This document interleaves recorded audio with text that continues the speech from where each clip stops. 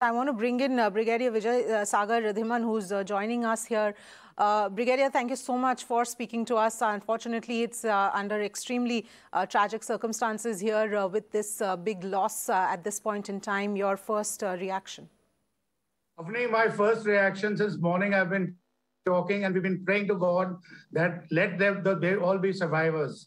Let them be rescued properly and come there. But unfortunately, now that we are confirmed that 13 are gone and our whole country stands behind these families in condolences. So my personal condolences to all of them. And General Bipin Rawat has been personally known to me. His younger brother is a very close friend of mine. So it's really heartbreaking news, but unfortunately it has happened. Yes, absolutely. In fact, let me also go across to Wing Commander Shashikant, who's also... All right, we'll just connect to him in just a bit. But Brigadier, this is what, of course, like you were pointing out, this was feared since this morning because those visuals of the crash that did come and that we saw at that point in time, it looked extremely tragic. And obviously, we were waiting for the Indian Air Force to confirm this as well. But this is going to be a huge loss. Not just that, but a huge thing to process for the entire system. Absolutely right. It's very difficult to digest, but then we have systems in place to do whatever code of inquiry, etc., has to be done. Like the visuals, what we've been seeing since morning, they were very clear that rotors were damaged and the fuselage was almost, it probably felt like a ball on the ground. So only reason one could think about though, of course, there are very little chances of being a pilot error or a maintenance error. It happened that there was probably some kind of an emergency. And since those pilots were very senior pilots, experienced pilots, they probably wanted to go for an emergency landing. Now, having remained in Wellington for a considerable period of time, I can tell you that's absolutely a mountain range, which is almost like a cliffhanger down to the ground. So probably he couldn't find a proper place to land. And whenever he tried to land, finding a little bit of a place in some fields or somewhere, the rotors got entangled with the trees and broke. And then it felt like a ball. And that is how the fuel tank went up in flames. And probably the visuals were clearly showing us that there's a very little chance of being survivors. And as regards evacuation, this is in mountains, which is almost 4 kilometers away from the roadhead. It is a very, very difficult call. And then even whatever was evacuated probably went to the military hospital in Wellington. And let me tell you, Wellington, it's an educational institution and not a military fighting formation. So hospital may not be as equipped as we would want it to be treating a patient with 80% burns. So with all these factors, we were all keeping our fingers crossed and hand on our heart and praying to the God that let these guys survive. After all, there are comrades in arms. And each life is important, whether it is CDS or that young commando who's a Naik or a Lance Naik. So that doesn't matter. All families are in grief. Whole nation is in grief. And that is how this has turned out to be. Yes, absolutely. In fact, we've got Wing Commander Shashikant with us now. Wing Commander, we were just talking earlier on and we talked about the kind of protocol that is followed in such cases. But first of all, this is a huge loss, a huge tragedy at this point in time. Let's get in your first reaction. Yes, it is certainly a huge tragedy. Not just for the family, but also for the nation, because General Rawat was involved in a very important restructuring plans for the services.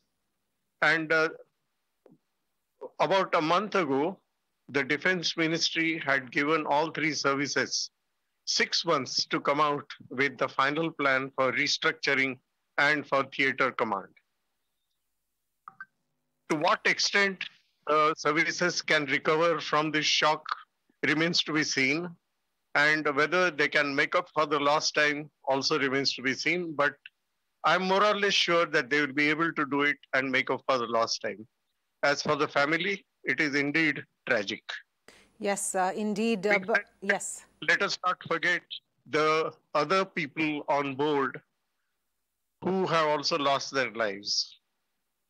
Yes, It is yes. a tragic event even for them and their families.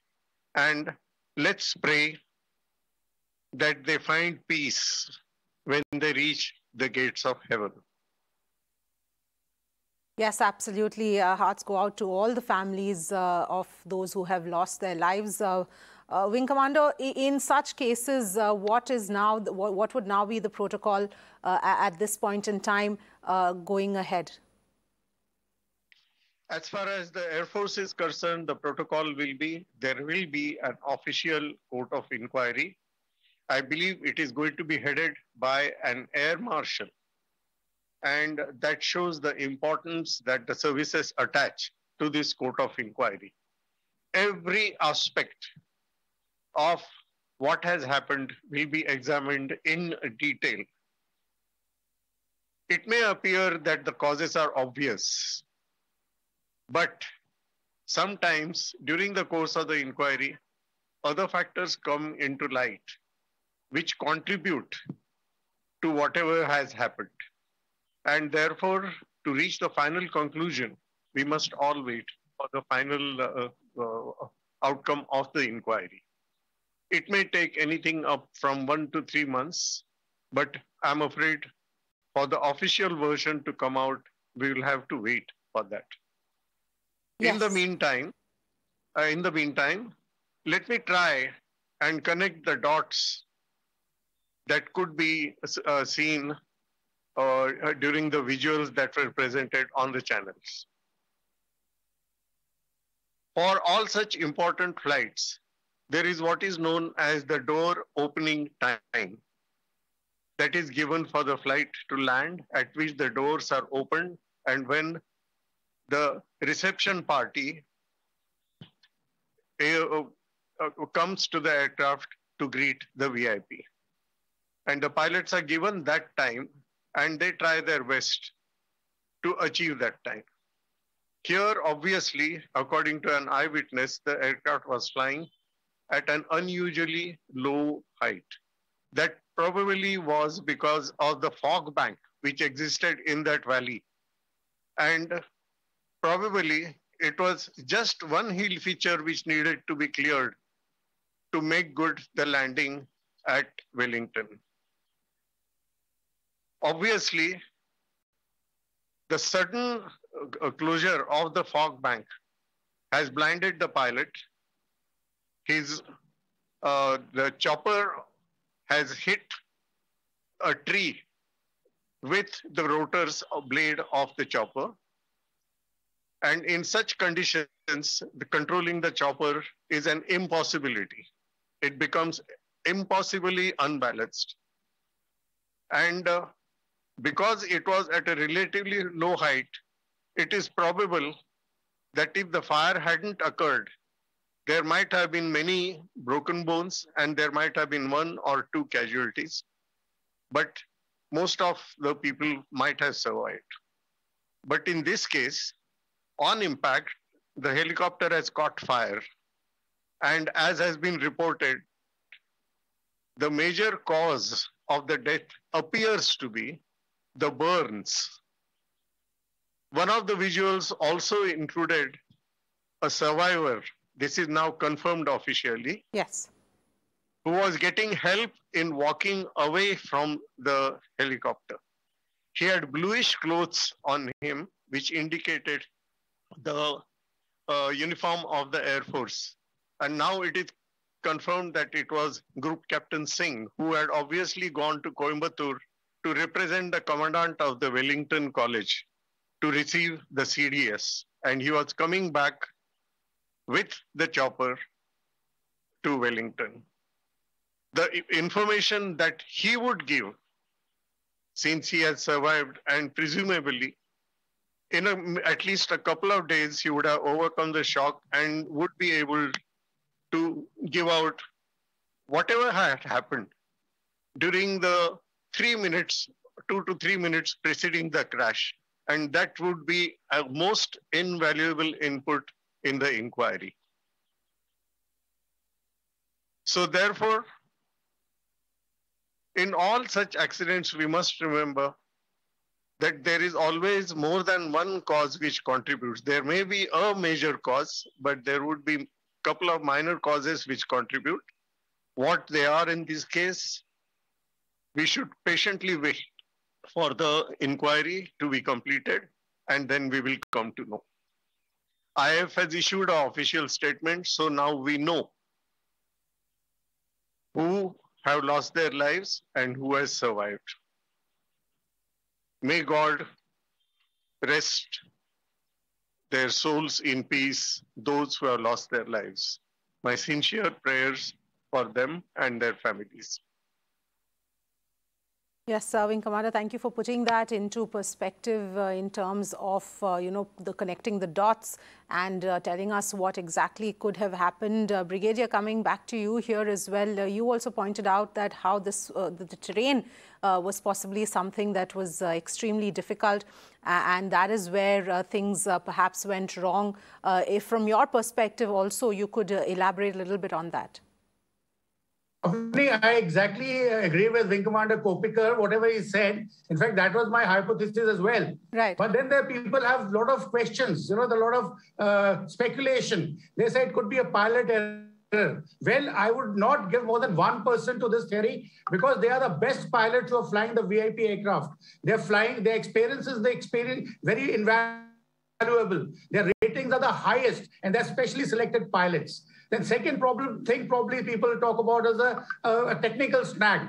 Well, I would say, again, less than 1% possibility of a technical snag.